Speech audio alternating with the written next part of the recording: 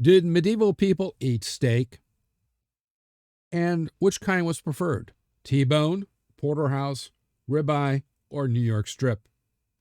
Was pork really the other medieval white meat? Did everyone really enjoy bringing home the bacon? These and other questions will be answered right after this.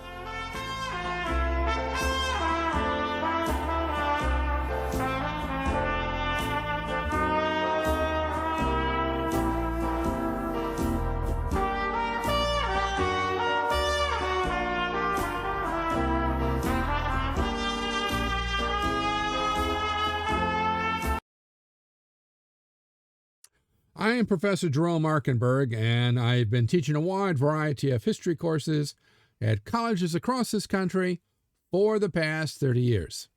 In this video, I'm going to tell you about the kinds of meat available in medieval Europe, how meat was classified according to humoral theory.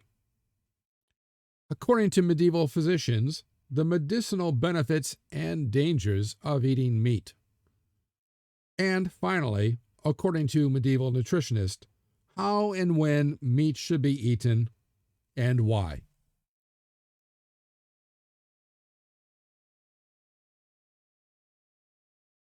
But first, make sure to click like, share, and especially subscribe, and hit that little bell thingy so I continue to bring you more great videos just like this one.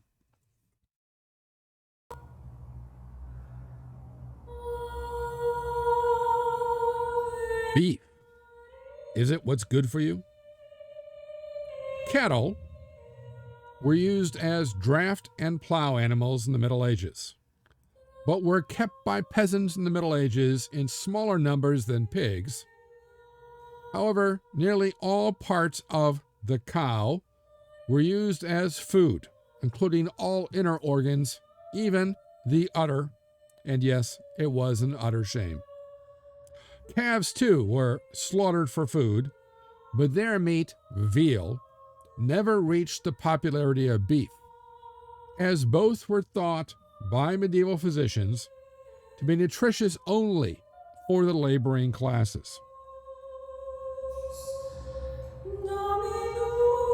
Beef was frequently boiled, sometimes roasted, but it mostly played a minor role in cuisine for the nobility and other upper classes. Why? Because being the cheapest and coarsest meat available, beef was not regarded as luxurious enough for the nobility. Yes, there is and always has been a snob factor involved with food. Medieval physicians classified beef as warm and dry, but did not consider it healthy, as it was thought to lead to melancholy or to make melancholy worse, even with a round of melancholy baby.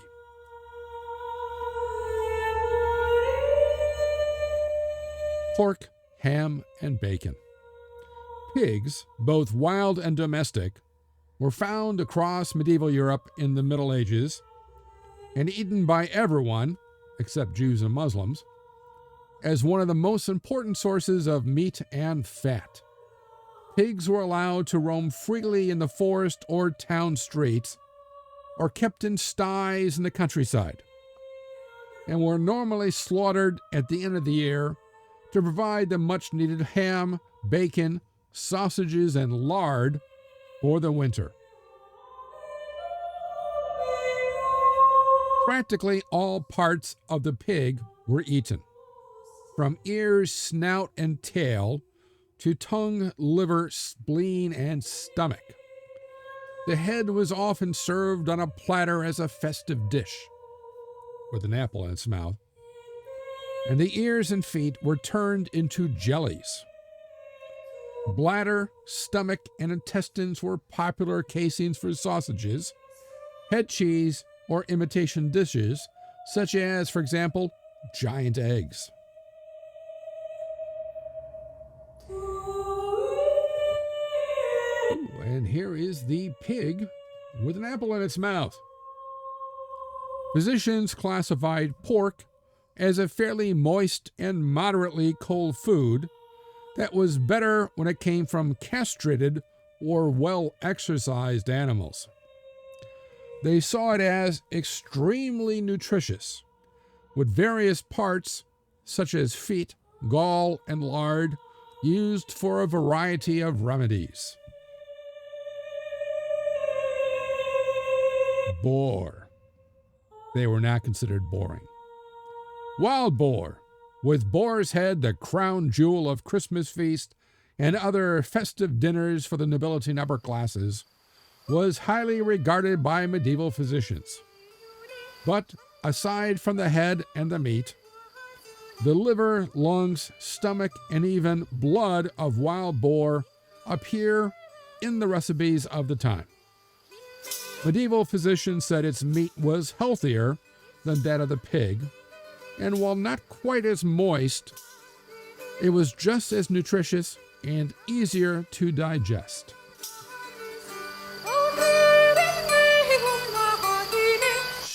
Sheep, or mutton, shall we say.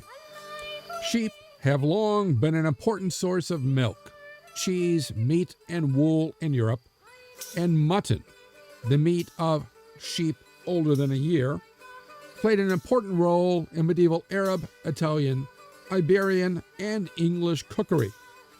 Indeed, it was often the most expensive fresh meat on the market, with the most popular dish being roast leg of mutton seasoned with garlic. Lamb. Lamb, the meat of a sheep no older than 1 year, were normally slaughtered in the spring, and hence that's why you have lamb as an Easter dish. Lamb dishes were frequently combined with spices ranging from cinnamon and saffron to lemon juice, vinegar, and quince. Both lamb and mutton were classed as warm and moist, but medieval physicians said lamb was especially hard to digest, while mutton was considered drier and more easily digestible. Goat. Goats are related to sheep and have been part of the European diet since the Neolithic. But in the Middle Ages, they were of secondary importance to pigs, sheep, and cattle, despite goat milk being used to make cheese.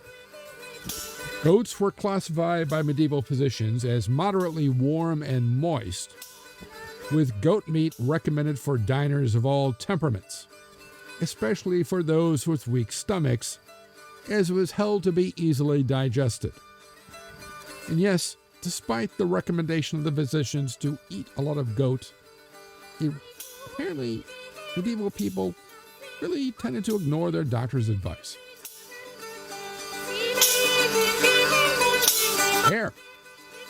Hares, larger than rabbits with darker, more strongly flavored meat, are native to Europe, and in the Middle Ages were frequently prepared in a sauce thickened with bread and hare's blood, seasoned with pepper, or made into an onion stew called civet of hare. Medieval physicians classed hare as moderately warm and dry, but warned of the melancholic humors it was said to generate.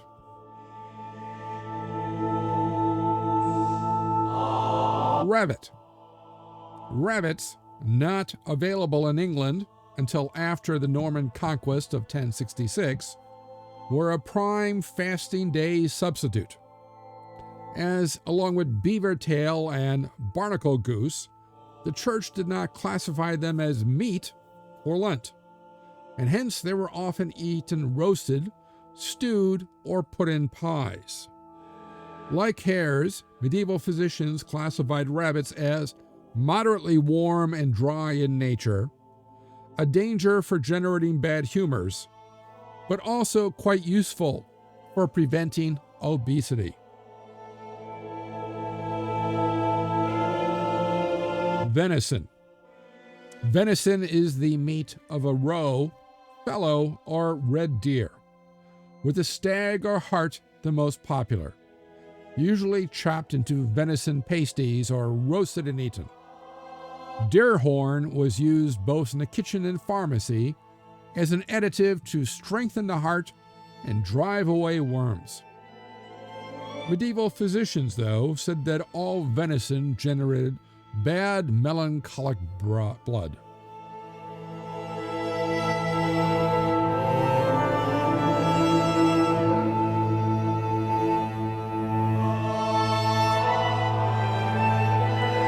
So, let me know what you liked about this video and what other historical topics or subjects you'd like to see in future videos. Be sure to click like, share, especially subscribe, as it will help me bring you more great videos. And click on that little bell thingy so you'll know when the next History Waits for No One video is posted. If you want to know more, there are recommended studies on this topic in the description below, along with other ways to connect with me. Thanks for watching, and I'll see you in the past.